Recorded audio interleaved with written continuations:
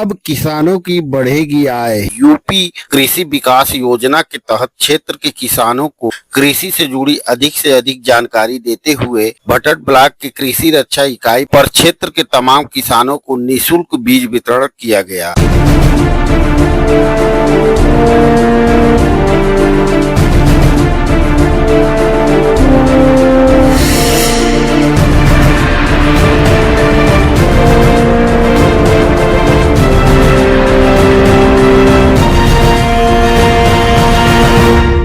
आपको बताते चलें कि उत्तर प्रदेश सरकार द्वारा विश्व बैंक के सहयोग से शुरू की गई कृषि विकास योजना किसानों के लिए किसी वरदान से कम नहीं है।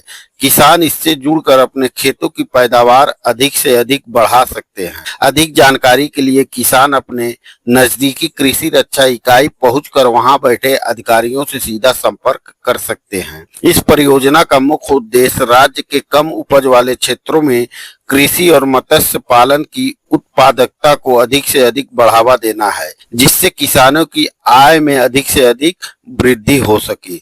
बताते चलें कि जैसा कि जानकारी के अनुसार इसमें भटट ब्लॉक के 30 लो प्रोडक्टिविटी वाले गांवों को चयनित किया गया है, जहां किसानों को कृषि से जुड़ी अधिक से अधिक जानकारी देते हुए निःशुल्क धान का बीज वितरण किया गया। इस दौरान वहां मौजूद ब्लॉक प्रमुख प्रतिनिधि राघवेंद्र प्रताप सिंह और गोरखपुर के संयुक्त कृषि निदेशक डॉक्टर धनंजय सिंह ने बताया कि जनपद के 5 विकास खंड चयन किए गए हैं, जहां की लो प्रोडक्टिविटी उस विकास खंड में एक विकास खंड अपना भटहट भी है।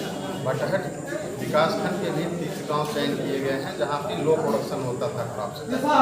फिर इन किसानों को चयनित कर करके इस गांव के उनको ये प्रशिक्षित किया जाना है कि नवीनतम तकनीकी की जानकारी उनको हो जाए। विभिन्न प्रकार की फसलें हैं जो कि इस समय के क्लाइमेट के अनुसार, बाजार में मांग के अनुसार उत्पादित कर सकते हैं, अच्छा उत्पादन ले सकते हैं, लागत को कम कर सकते हैं और अपनी भूमि की उर्वरता को बनाए रखते हुए यह सब काम हम इंटीग्रेटेड रूप से, मतलब पशुपालन, मत्स्य पालन, रेशम या औद्यानिक फसलों को लेते हुए और अपनी पारंपरिक फसलों को साथ ले करके हम कैसे उत्पादन बढ़ाएं, किसानों को एक साथ जोड़ करके कैसे उसको हम बाजार तक सामान को ले जाएं और उसको हम उनको बेचने के लिए उपलब्ध स्थान दे जाएं और उनका आय में वृद्धि का एक मार्ग प्रशस्त कराएं। इस योजना को ध्यान में रखते हुए ये सब कार्यक्रम चलाया जा रहा है, जो कि गांव चयनित किए गए हैं। इसमें 3 से 4 क्लस्टर प्रत्येक गांव में बनेंगे 20-20 हेक्टेयर के, और उस क्लस्टर के किसानों को प्रशिक्षित किया जाएगा। तत्पश्चात दूसरे वर्ष भी इन्हीं किसानों को या अलग किसान जो इस गांव के हैं उनको चयन किया जाएगा।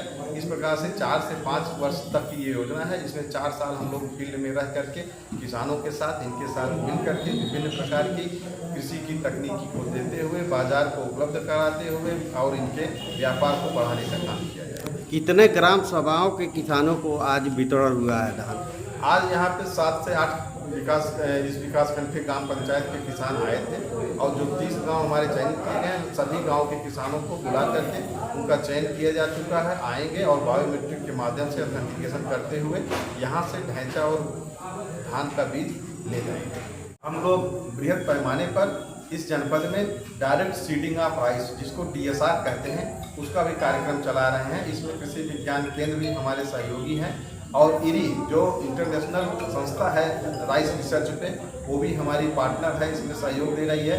किसानों को इसमें हम लोग प्रोत्साहित करेंगे कि आप जो है ट्रांसप्लांटेशन न करके सुपर सीडर के माध्यम से धान की सीधी बिजाई भी करें, जिसमें आपकी लागत कम होती है, पानी कम लगता है और उत्पादन भी उतना रहता है। और साथ ही साथ आपको बता दें, उससे ग्रीन हाउस गैस, चूँकि जो पडलिंग के समय, ट्रांसप्लांटेशन के समय बहुत ज़्यादा इमिट होती हैं, उसका भी प्रोडक्शन कम होता है, तो ग्रीन हाउस गैस का इफेक्ट कम होता है। तो इससे हमारे वातावरण में जो प्रतिकूल प्रभाव पड़ रहा है वो कम पड़ता है। तो धान में सीधी बुआई का भी कार्यक्रम चलाया जा रहा है जनपद में। हम विभिन्न संस्थाओं के माध्यम से, ITC के माध्यम से, वर्ल्ड बैंक के माध्यम से और IRI के माध्यम से और हमारा विभाग स्वयं सब मिल करके यहाँ ये कार्यक्रम का भी एक अभियान चला रहे हैं, जिससे किसानों का लाभ होगा। सर, देखा गया है आज ढैंचा का वितरण हुआ है, तो ढैंचा का क्या उद्देश्य है, कैसे किसानों को जागरूक किया जाए? बिल्कुल, आज पूरी टेक्निक जो जा रही है कि रासायनिक उर्वरकों का कम इस्तेमाल किया जाए।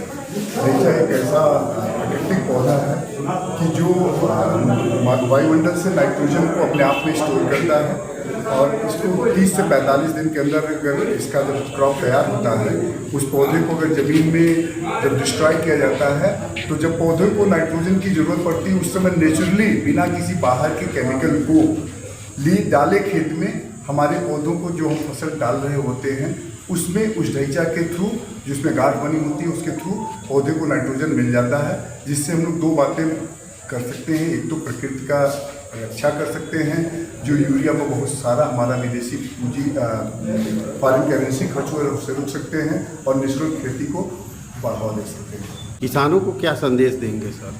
किसानों को एक बहुत ही साफ संदेश है, जैसा कि पूरा देश एक साथ मिलकर रसायनों का कम इस्तेमाल, ऊर्जा की बचत की ओर अग्रसर है।